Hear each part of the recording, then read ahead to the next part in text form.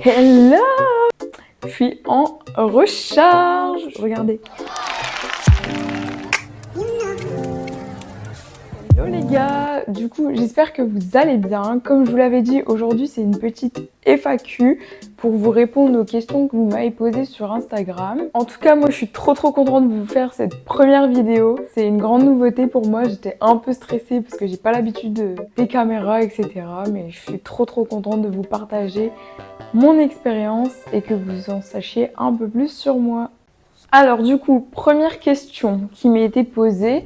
Donc présente-toi rapidement. Alors déjà pour me présenter simplement, moi c'est Nina, je viens tout juste d'avoir 20 ans et j'ai toujours pratiqué du sport depuis mes 3 ans. Donc j'ai pratiqué la danse à très haut niveau pendant 11 ans, le judo, la natation, la boxe, l'athlétisme pendant 2 ans. À mes 14 ans, je suis tombée malade. On m'a détecté une maladie au niveau du cerveau, ce qui m'a empêchée de pratiquer le sport pendant pratiquement 3 ans. Parce qu'en fait, cette maladie m'a déclenché plein de symptômes qui ont fait que j'ai pas pu pratiquer. Par la suite, je suis tombée en dépression pendant la période Covid, qui a été super difficile pour moi parce qu'être enfermée, c'est pas du tout dans mon habitude. S'en est suivi une anorexie mentale sévère. Donc j'ai dû me faire hospitaliser pendant plus de 6 mois. C'est très compliqué pour moi d'en parler aujourd'hui. Parce qu'il faut savoir que ma vie, elle tenait plus qu'à un fil. Je suis descendue à 30 kilos à l'âge de 17 ans. En fait, on se rend pas compte, mais c'est clairement le poids d'un enfant de 6 ans, quoi. En fait, je me suis fait hospitaliser pendant 6 mois. Et lorsque j'ai enfin pu sortir de l'hôpital, je me suis mise un gros coup de boost et je me suis dit, en fait, c'est maintenant ou jamais. Tu deviens une femme, tu vas bientôt être adulte et c'est maintenant que je devais me prendre en main et avancer en fait. C'est à ce moment-là que je me suis dit, il faut que tu fasses les choses que t'aimes en fait. C'est à ce moment-là que je me suis dit, il faut vraiment que tu fasses les choses que t'aimes et que t'écoutes plus les gens, que tu fasses pas des études de médecin ou d'avocate, enfin, qu'est-ce que toi tu as envie de faire. Et je me suis dit, j'ai toujours été passionnée de sport et je me suis jamais vue faire autre chose. Je me suis dit, c'est ça que je veux faire. Je veux transmettre ma passion pour le sport. Et il faut d'abord que moi je me remette en forme pour ensuite passer mon diplôme et l'enseigner aux autres. Du coup, j'ai pratiqué la musculation seule pendant 2 ans. J'ai commencé dans mon garage avec mon papa, parce que lui aussi il pratique la musculation. Au début, je me suis dit, c'est juste pour me remettre en forme. Et j'y ai vite pris goût. C'est devenu une réelle passion. Il y a de ça 1 an, il y a mon préparateur actuel qui m'a contactée sur Instagram et qui m'a dit, écoute Nina, t'as vraiment du potentiel dans ce milieu-là. Il faut que tu te lances et faut que t'ailles faire ta première compétition. J'étais hyper stressée, franchement j'avais trop peur et je regrette pas du tout aujourd'hui parce que c'était le meilleur moment de toute ma vie. Du coup, pour répondre à la deuxième question, mes prochaines compétitions. Alors, du coup, avec Enzo, on en a longuement discuté. Je savais pas quelle compétition faire, je savais pas si j'allais en refaire une cette année, s'il fallait que je prenne en masse musculaire ou pas. Et puis au final, on s'est dit, on continue. De ce fait, le 28 septembre, je fais la compétition WNBF. Donc c'est une fédération naturelle et je vais concourir dans ma catégorie, qui est toujours la même, donc la catégorie figure. Mais aussi, je vous l'annonce aujourd'hui exclusivement, je vais concourir également en catégorie fit body. Comme ça me permettra de faire les deux et d'avoir 2 fois plus de chances de gagner ma carte professionnelle, je l'espère. Et vu qu'à cette compétition, j'aurai une condition vraiment très sèche, on va la maintenir environ 1 mois, je pense bien, avec Enzo. Comme ça me permet de faire la semaine juste après, donc le 6 octobre, la compétition PCA à Crayon. Encore une fois dans la catégorie figure, mais cette fois-ci figure athlétique. Et par la suite, si je me qualifie lors de l'une de ces 2 compétitions, ça m'ouvrira davantage de portes parce que si je gagne ma pro-card, je pourrais faire les shows professionnels. Et on a regardé un peu avec Enzo, les shows professionnels seraient probablement mi-novembre. Donc ça me laissera encore 1 mois et demi pour bosser tout ça. Et à la suite de ces compétitions-là, ce qu'on va faire, c'est que je vais me mettre en off parce que ça fait quand même plus d'1 an que je serai en cut et le corps commence à dire stop. j'ai faim, laisse-moi grossir. Mais c'est le jeu, franchement. Je kiffe le process, je profite encore. Je sais que j'ai pas le choix de me mettre en off, c'est pour mon bien. Faut reconstruire de la masse musculaire, me reposer et on verra tout ça par la suite, peut-être en 2026, je pense, reprendre les compétitions. Troisième question, pourquoi la catégorie figure? Alors là, ma réponse elle va être relativement courte, c'est tout simplement grâce ou à cause, ça dépend comment vous le voyez, de ma morphologie et ma génétique. J'ai une plus grande facilité à prendre du haut du corps de ce fait. C'est une catégorie où la définition musculaire elle doit être très très marquée, la musculature bien développée et la condition de sèche optimale, si je peux dire ça comme ça. Après ça dépend parce que si vous faites un show régional, vous allez arriver un peu moins sèche parce que vous savez que par la suite vous avez des shows plus importants qui arrivent et là vous aurez une sèche davantage aboutie. Alors là je vais vous mettre quelques petites photos de ma shape actuelle et on va en discuter 2-3 minutes. Donc il faut savoir que moi au niveau de ma cage, j'ai le buste court, les pecs courts, mes abdos sont longs, j'ai les clavicules vraiment assez larges. Mon delto antérieur, il est long, mon delto postérieur, il est court du coup. J'ai également le latéral qui est long. Donc au niveau du dos, je vous montre juste ici. Donc j'ai les trapèzes longs, les lombaires longs et le grand dorsal qui est relativement court. Au niveau des bras, du coup, je vais vous faire voir. Du coup, j'ai les biceps qui sont courts. Pour le triceps, j'ai la longue portion qui est courte. J'ai vraiment beaucoup de tendons, c'est abusé, vraiment. J'ai trop de tendons sur le triceps. Et la partie externe, du coup, elle est longue. Et du coup, vous vous en doutez, vu que j'ai l'humérus super long, j'ai l'avant-bras qui est court. Bon, ce qui est pratique, du coup, c'est que pour développer mes biceps, c'est relativement simple. J'ai 2 exos à tout casser de biceps. Et au niveau du bas du corps, c'est un peu plus compliqué pour moi. Je galère à prendre du bas. C'est d'ailleurs pour ça que je vais me mettre en off à partir de novembre. Donc il faut savoir que j'ai les fémurs longs, les fessiers courts, les ischios longs et j'ai les adducteurs longs et les abducteurs courts ainsi que mes quadriceps qui sont courts. Alors, quatrième question qui m'a été posée, est-ce que tu fais des steps chez toi? Et si oui, comment? Alors, faut savoir que moi je suis une grande adepte de la nature, c'est d'ailleurs pour ça que j'ai déménagé ici. Parce que dans le nord, ok c'est cool, il y a ma famille et tout, mais il fait jamais beau, c'est un truc de dingue, il pleut tout le temps.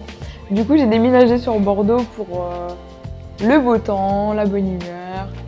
Et aussi parce que il y a plein de connaissances à moi par ici. Du coup, comme vous vous en doutez, je fais un maximum de steps dehors, je profite de la nature, je profite du soleil. Et puis, je trouve ça bien plus agréable que d'être chez soi, enfermé sur un tapis. Après, c'est vrai que parfois, quand j'ai vraiment beaucoup trop de travail et que je suis sur mon ordi pour taffer, là, je fais des steps chez moi, mais j'ai pas de tapis. Donc, je me balade. En ce moment, je suis à minimum 15K de steps. Mais il faut savoir que je suis aussi à 1 heure de cardio à jeun le matin. Je suis un peu fatiguée, j'ai faim. Mais là, je suis en recharge, je suis trop contente. Comment tes proches réagissent face à ta prépa? Donc pour être honnête, au tout début que j'ai commencé la musculation, c'était vraiment très compliqué. Ma famille avait un peu du mal à comprendre que je passe d'anorexique, clairement, à bodybuildeuse. Ils se sont dit, comment c'est possible de passer de rien à tout? Mais même moi, au début, je me suis dit, est-ce que c'est pas too much? Je me suis posé des questions. Quand je revoyais des photos, je me disais, c'est moi ça? Ce qu'il faut savoir aussi, c'est que depuis que j'ai commencé le bodybuilding, mes relations sociales, elles se sont un peu détériorées. C'est pas vraiment voulu, mais je pense qu'il y a très peu de personnes qui ont compris dans mon entourage le fait que je sois aussi disciplinée et par exemple que je peux pas accepter un repas même ne serait-ce qu'une fois, parce que je sais que si moi je le fais, ma concurrente le fera peut-être pas. Du coup, je vais pas optimiser mes résultats et mes chances de réussir. En fait, je suis obligée de me donner les moyens pour y arriver. Bah du coup, je pense que c'est un peu logique, mais mon cercle d'amis, il est très restreint et la plupart de mes amis sont dans ce milieu-là. On fait tous de la musculation et c'est vrai que c'est une petite communauté, quoi. Au niveau de la famille, du coup, ils avaient des clichés en tête au début. Il y a le dopage, et tu vas prendre des protéines, c'est mauvais pour les reins, et la créatine, c'est n'importe quoi. Et après, quand j'ai commencé à prendre pas mal de masse musculaire, j'ai commencé à avoir des petites réflexions. Fais attention, ça va devenir trop. Fais attention, tu vas peut-être ressembler à un homme. De où tu te permets de critiquer? Je me sens mieux dans mon esprit, je me sens mieux dans mon corps. Donc à partir de ce moment-là, j'ai coupé mes relations sociales avec toutes les personnes toxiques. Je me suis dit, je pense à moi et après on verra. Parce que j'ai tellement été au plus bas, je pensais plus du tout à moi et je me suis dit, je peux pas redevenir comme ça. Je me suis dit, je dois prendre soin de moi et avancer. Et du coup, je suis devenue ma priorité. Ça peut paraître égoïste, mais moi, j'ai trouvé que c'était important. En plus de ça, faut savoir que c'est super compliqué pour les personnes qui vivent pas du bodybuilding. Ils se rendent pas compte de toute l'implication et tout l'amour qu'on peut mettre dans ce sport parce qu'on l'aime en fait. Ce sport, il nous anime. Et parfois, j'ai des réflexions du style « Ah, tu saoules, c'est pas pour une fois, prends un petit biscuit » ou « Tu veux pas une petite chips ?» Mais moi, je suis là dans ma tête en mode « Bah non, j'en ai pas envie !» Je me sens bien avec le mode de vie que je construis aujourd'hui et c'est ça en fait. Je pense que si c'était un sport si simple, tout le monde le ferait. Après, je les comprends parce qu'ils n'ont pas du tout été sensibilisés à cette discipline, à ce sport avant que je le pratique. Bien évidemment que là, avec le temps, ils ont compris tout ce que c'était, l'investissement que ça demandait. Et puis en fait, en venant me voir lors de ma première compétition, ils se sont dit « Waouh !» En fait, tout ce travail, c'était pour ça.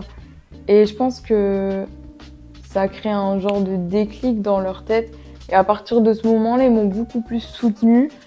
Et ils m'ont dit qu'ils viendraient à mes prochaines compétitions, donc ça fait plaisir, quoi. Et ce qui est cool maintenant, c'est qu'ils ont compris que ce sport, il m'a sauvée à 100%. Donc ils sont tout aussi investis que moi, je trouve. Ils me soutiennent beaucoup plus et ils veulent que je réussisse dans ce domaine. Encore ce matin, je faisais mon bilan, je l'ai envoyé à mes parents et ils m'ont dit « Ah mais c'est trop cool, franchement, continue, ne lâche pas, il te reste 5 semaines. » Donc maintenant, ils me motivent, c'est super agréable.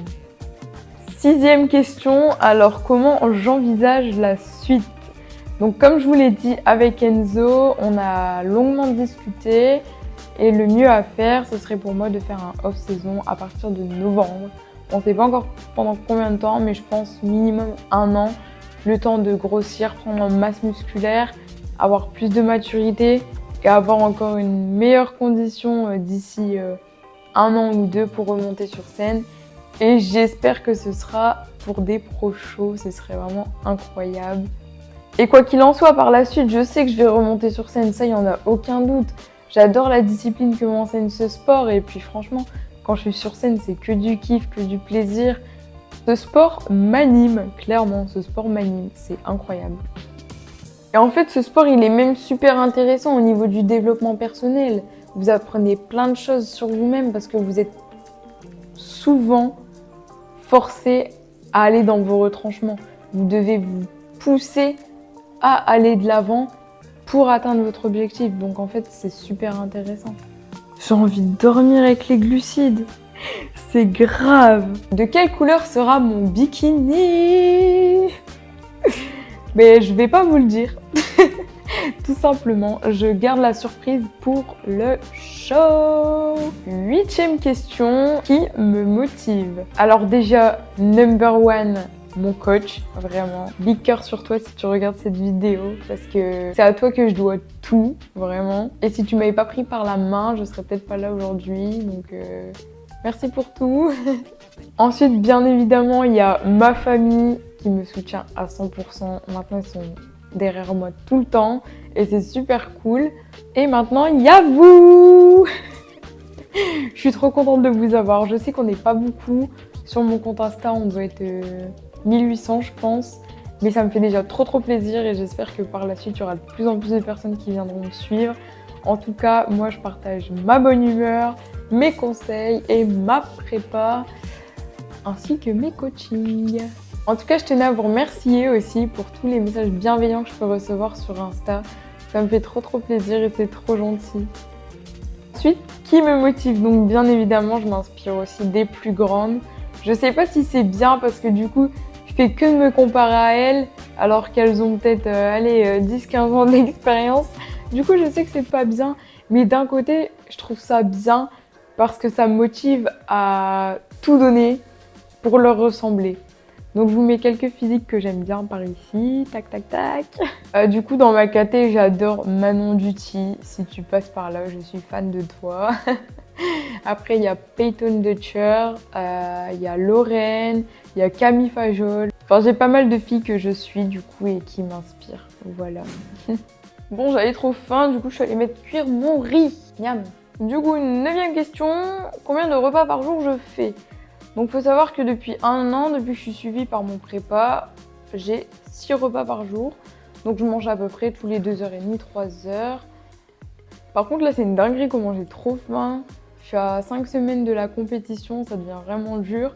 Mais si c'était pas dur, bah, ce serait pas drôle, quoi.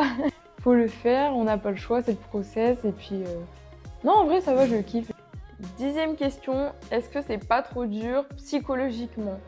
Franchement, non, parce que je sais pourquoi je le fais, c'est une passion. Ok, il y a des jours où je suis fatiguée, je suis pas très motivée, j'aimerais bien faire une grasse mat, mais en fait, je me souviens de pourquoi je le fais et ce que j'envisage par la suite. Je me dis, je peux pas atteindre mon objectif si je suis là dans mon lit à dormir. Je me suis engagée, donc je me donne à 1000% et je suis prête à tout donner. Franchement, moi, j'ai qu'une idée en tête, c'est de décrocher cette foutue carte pro. Je serais trop contente. En fait, ce sport, c'est juste des choix que tu dois faire tous les jours pour mettre toutes les chances de ton côté. C'est pas si compliqué que ça, en fait. Faut juste avoir l'envie. Et ça y est, c'est déjà la dernière question de cette FAQ. Contente que ce soit bientôt la fin de la prépa. Alors, oui et non, je sais pas trop quoi en penser.